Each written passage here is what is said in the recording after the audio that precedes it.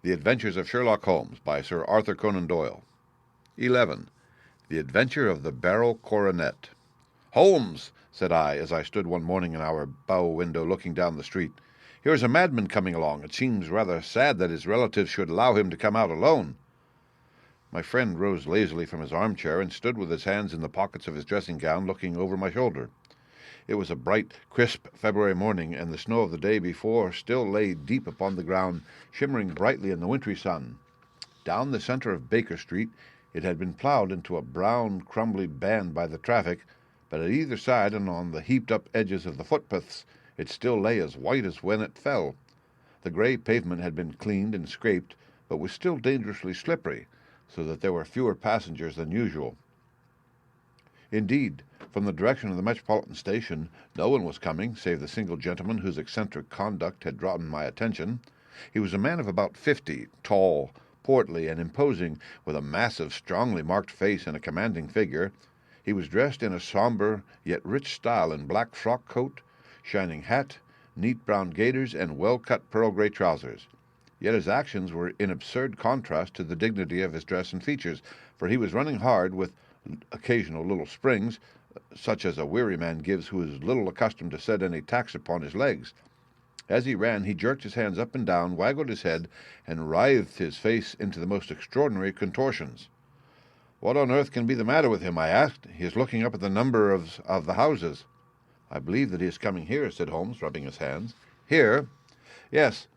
I rather think he is coming to consult me professionally. I think that I recognize the symptoms. Ha ha! Did I not tell you?" As he spoke, the man, puffing and blowing, rushed at our door and pulled at our bell until the whole house resounded with the clanging.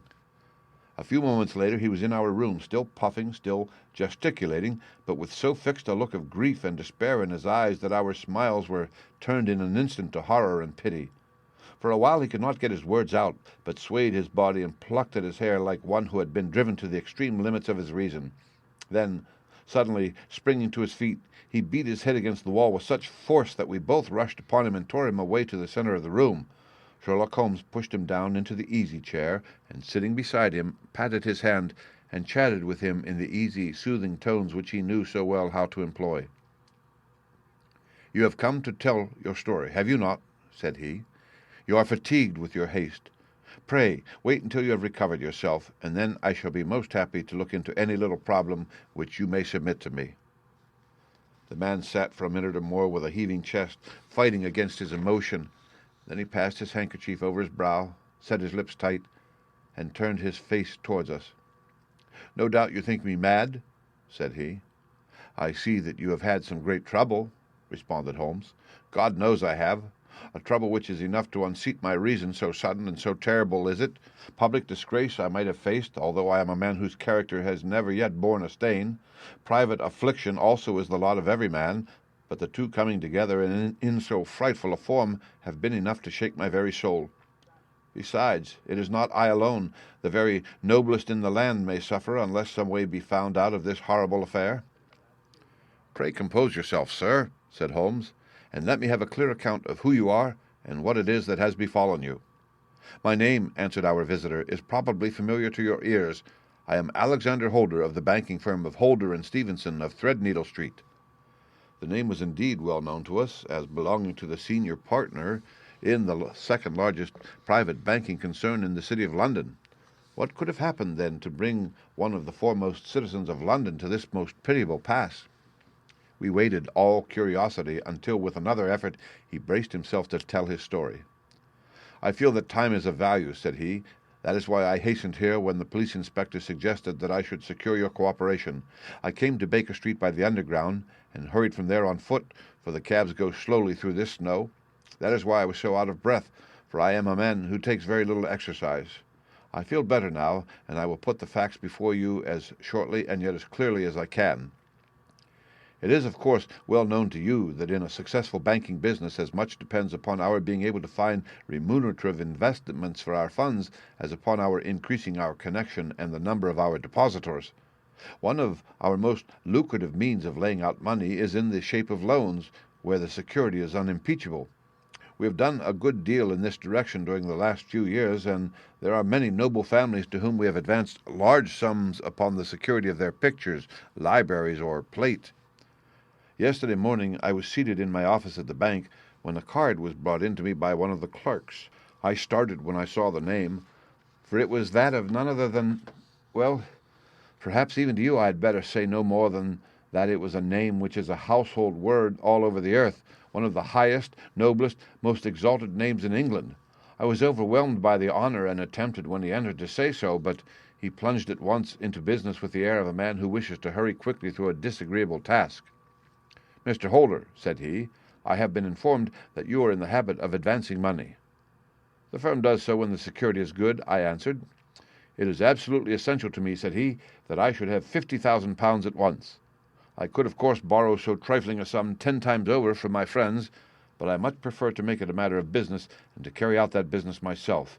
In my position, you can readily understand that it is unwise to place one's self under obligations." "For how long, may I ask, do you want this sum?" I asked. "Next Monday I have a large sum due to me, and I shall then most certainly repay what you advance with whatever interest you think it is right to charge. But it is very essential to me that the money should be paid at once." "I should be happy to advance it without further parley from my own private purse," said I, "were it not that the strain would be rather more than it could bear. If, on the other hand, I am to do it in the name of the firm, then, in justice to my partner, I must insist that, even in your case, every business-like precaution should be taken." "I should much prefer to have it so," said he, rising up a square black morocco case which he had laid beside his chair. "You have doubtless heard of the Beryl Coronet?" "One of the most precious public possessions of the empire," said I. "Precisely." He opened the case, and there, embedded in soft, flesh-colored velvet, lay the magnificent piece of jewelry which he had named. "There are 39 enormous barrels," said he, "and the price of the gold chasing is incalculable.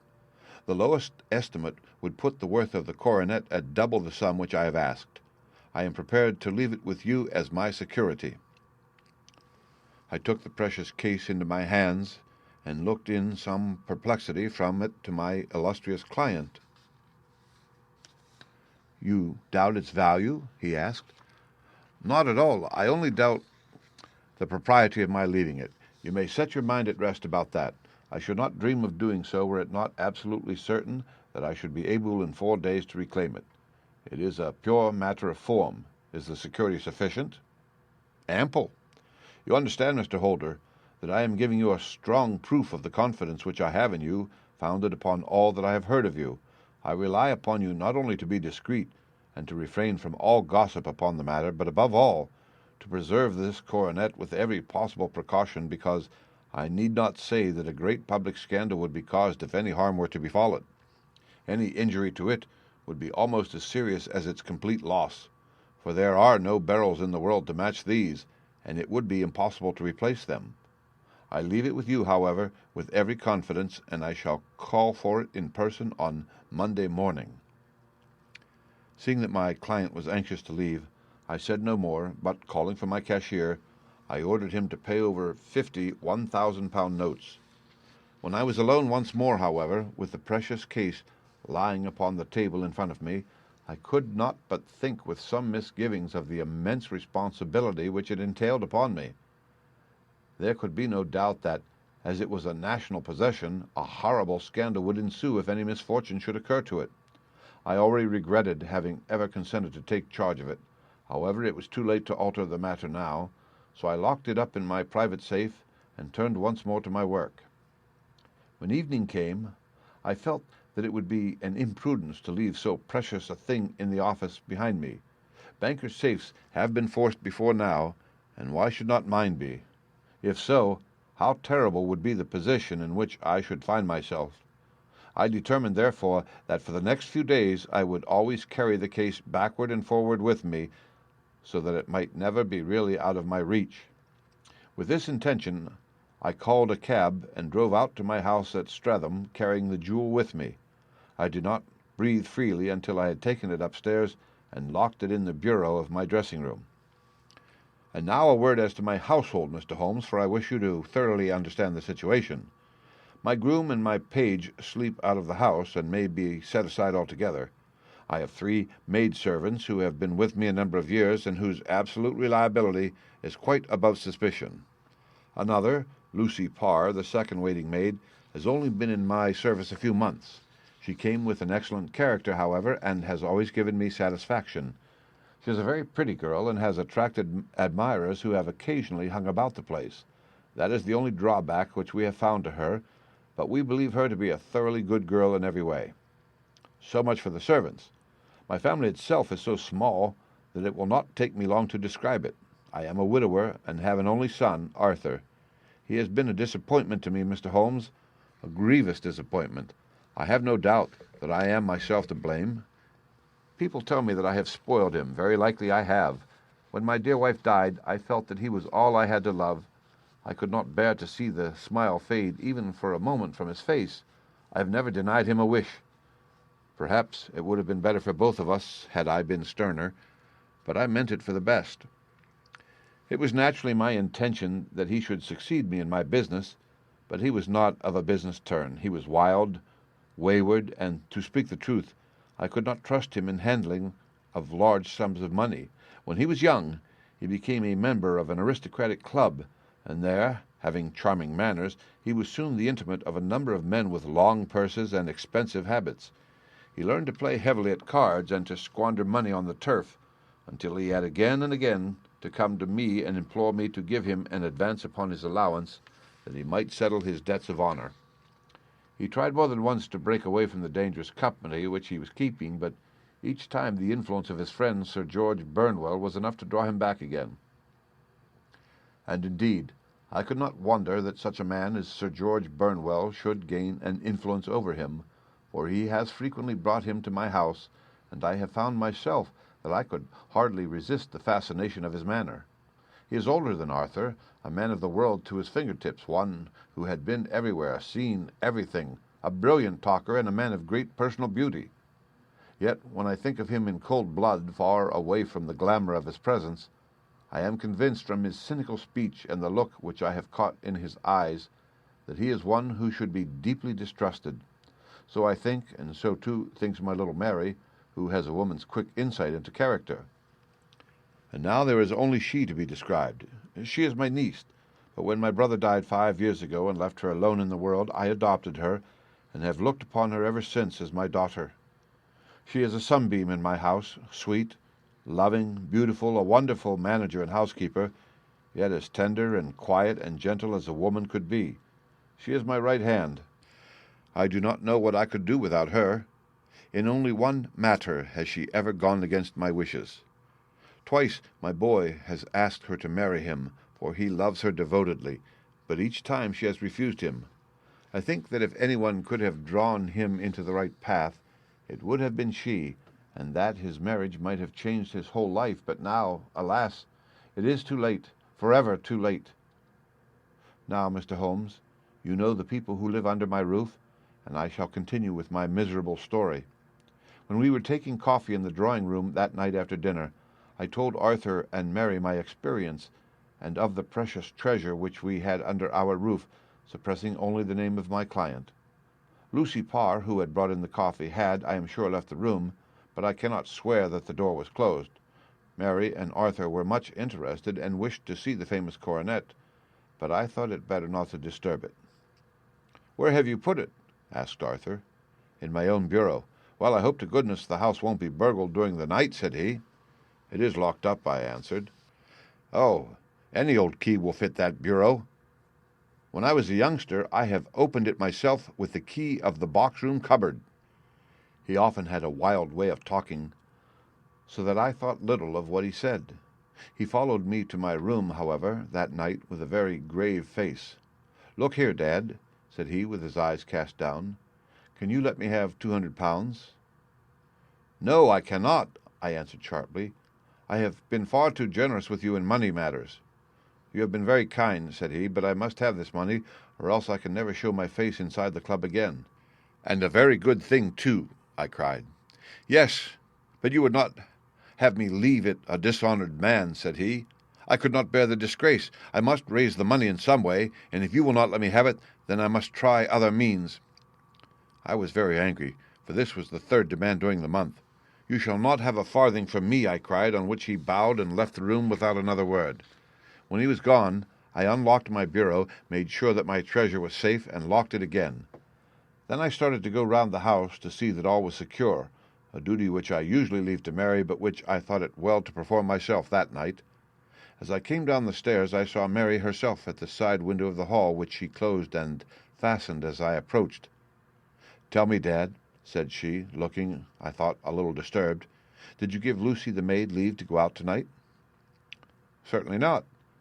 She came in just now by the back door. I have no doubt that she has only been to the side gate to see someone, but I think that it is hardly safe and should be stopped." "You must speak to her in the morning, or I will, if you prefer it. Are you sure that everything is fastened?" "Quite sure, Dad." "Then good night." I kissed her and went up to my bedroom again, where I was soon asleep. "I am endeavoring to tell you everything, Mr. Holmes, which may have any bearing upon the case, but I beg that you will question me upon any point which I do not make clear." "On the contrary, your statement is singularly lucid." I came to a part of my story now in which I should wish to be particularly so. I am not a very heavy sleeper, and the anxiety in my mind tended, no doubt, to make me even less so than usual. About 2 in the morning, then, I was awakened by some sound in the house. It had ceased ere I was wide awake, but had left an impression behind it as though a window had gently closed somewhere. I lay listening with all my ears. Suddenly, to my horror, there was a distinct sound of footsteps moving softly in the next room. I slipped out of bed, all palpitating with fear, and peeped round the corner of my dressing-room door. "Arthur!" I screamed. "You villain! You thief! How dare you touch that coronet?" The gas was half up, as I had left it, and my unhappy boy, dressed only in his shirt and trousers, was standing beside the light, holding the coronet in his hands. He appeared to be wrenching at it or bending it with all his strength. At my cry he dropped it from his grasp and turned as pale as death. I snatched it up and examined it. One of the gold corners with 3 of the barrels in it was missing. "You blackguard!" I shouted, beside myself with rage. "You have destroyed it. You have dishonored me forever. Where are the jewels which you have stolen?" "Stolen!" he cried. "Yes, thief!" I roared, shaking him by the shoulder. "There are none missing. There cannot be any missing," said he.